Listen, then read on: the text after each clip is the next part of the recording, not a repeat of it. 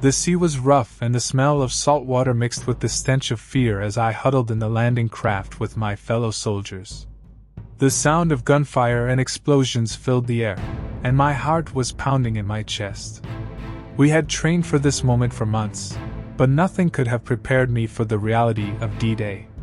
As we approached the shore, German soldiers opened fire on us, and all around me, I saw my friends and comrades fall. I was thrown off balance as the landing craft hit the beach, and I stumbled into the shallow water. The smell of death was overpowering, the bodies of fallen soldiers floating in the water around me. I forced myself to ignore it, to push forward, and keep moving. I leaped out of the landing craft and sprinted up the beach, dodging bodies and bullets. I felt the heat of the gunfire on my skin, but I didn't stop. I had to keep going, had to reach the top of the beach and take out as many Germans as I could. The sand was slick with blood, and I stumbled, almost losing my footing as I stumbled over a fallen comrade. The smell of death was everywhere, a mixture of gunpowder and the unmistakable stench of decaying flesh. Finally, I reached a small rise and took cover behind a boulder. I reloaded my weapon and peered around the corner. 3 German soldiers were making their way toward me, and I knew I had to act fast. My heart was pounding in my chest, but I was filled with a fierce determination. With a roar, I charged toward them, firing my weapon as I ran. I dodged their bullets, dodging and weaving, until I was close enough to take them out with my bayonet. I fought like a man possessed, and before I knew it, the 3 Germans were down. I had barely a moment to catch my breath when I felt a sharp pain in my leg. I looked down to see a bullet lodged in my thigh. The pain was intense, but I refused to let it stop me. I gritted my teeth and hobbled back down the beach, determined to make it back to some kind of safety. The sound of gunfire echoed in my ears, and I stumbled, nearly falling several times. Medics patched up my leg. Later I was sent back to the front lines, but the memories of that day stayed with me forever. I had seen the horrors of war, and I had lived to tell the tale. The smell of death and the cries of the fallen would haunt me for the rest of my days.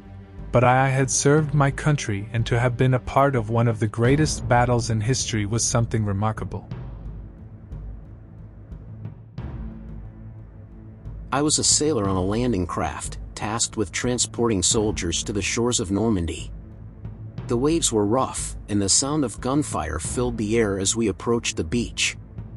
I was filled with a mixture of fear and determination as I navigated the landing craft towards the shore. As we drew closer, I saw the bodies of fallen soldiers floating in the water. The sight was heart-wrenching, but I pushed my emotions aside and focused on getting the soldiers on the beach. German soldiers were firing at us, but I didn't let their bullets distract me. I had a job to do, and I was going to do it to the best of my ability. The landing craft hit the beach with a thud, and I sprang into action, helping the soldiers disembark and get to cover. The beach was chaos, with bullets flying and the sounds of battle ringing in my ears. But somehow, I stayed calm, dodging bullets and maneuvering the landing craft to safety. One of the soldiers I helped onto the beach was my close friend, Jack. We had grown up together, and it was surreal to see him there, fighting for our country. I watched as he fought his way up the beach, taking out the German soldiers and securing the area. The sight was awe-inspiring, and I was filled with a sense of pride to be a part of it all. As the day drew to a close, I watched as the soldiers retreated back to the landing craft, exhausted but triumphant. We navigated back to the ships, the sound of the waves and the sight of the setting sun filling me with a sense of peace. But that peace was short-lived. As we arrived back at the ships, I was informed that Jack had been killed in action. I was devastated. He was more than a friend, he was like a brother to me. I couldn't imagine a world without him in it. I returned home after the war, but the memories of that day stayed with me. The sight of Jack's smiling face, the sound of his laughter, and the memories of our friendship were forever etched in my mind. I would never forget the sacrifices he and countless others made on that fateful day. and I would always remember him as a hero. The loss of Jack was a heavy weight that I would carry with me for the rest of my life. But I was proud of him and all the soldiers who fought and died on the beaches of Normandy. Their bravery and sacrifice will never be forgotten. I was a young American soldier on D-Day, part of the invasion force that was storming the beaches of Normandy. The sound of gunfire and explosions filled the air as I waded through the waves towards the shore. I was scared, but I was also filled with a sense of determination. I was going to do everything in my power to complete my mission and help win the war. As I made my way up the beach, I was hit by a wave of emotions. The smell of death and gunpowder was overwhelming, and the sight of fallen comrades was heart-wrenching. But I pushed my emotions aside and focused on the task at hand.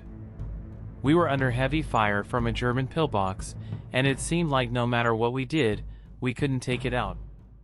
That was until a fellow soldier, Mike, ran towards the pillbox without a second thought. The next thing I knew, there was an explosion, and the pillbox was destroyed. I was in shock as I realized what had happened. Mike had used a grenade to kill himself and all the enemies inside the pillbox. The sight of Mike's bravery and sacrifice was both awe-inspiring and devastating. I felt a mix of sadness and guilt as I thought about his family, who would never see him again. The fact that someone had to make that ultimate sacrifice weighed heavily on me, and I was filled with a deep sense of sadness.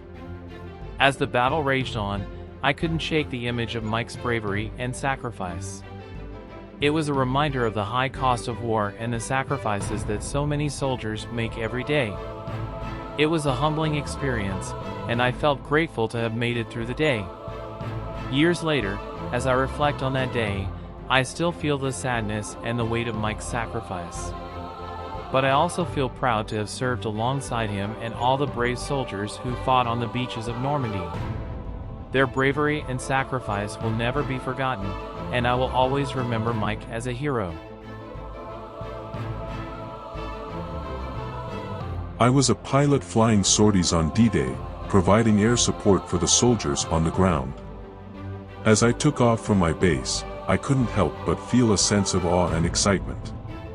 I was a part of history in the making, and I was going to do everything in my power to help ensure a successful outcome for the Allies. As I flew over the English Channel towards Normandy, I was struck by the sheer scale of the invasion. The sea was filled with ships, and the skies were filled with planes, all heading towards the beaches. It was an incredible sight, and I felt a sense of pride and determination as I thought about the brave soldiers below. As I flew over the beaches, I was amazed by the views from my cockpit. I could see the soldiers wading through the waves, and the sound of gunfire and explosions filled the air. The beaches were filled with smoke and debris, and the sight of the enemy fortifications was intimidating. But despite the chaos and destruction, I was also struck by the beauty of the landscape. The rolling hills of Normandy, the bright blue sky, and the crystal-clear waters of the English Channel all provided a breathtaking backdrop to the events below. I felt a sense of awe and humility as I flew my sorties, providing air support for the soldiers on the ground. It was an incredible honor to be a part of such a historic event, and I was filled with pride as I thought about the role I was playing in the success of the invasion. Years later, as I reflect on that day, I still feel a sense of amazement at the views from my cockpit. The sights and sounds of D-Day will stay with me forever, and I will always be grateful to have played a small part in one of the most epic events of the 20th century.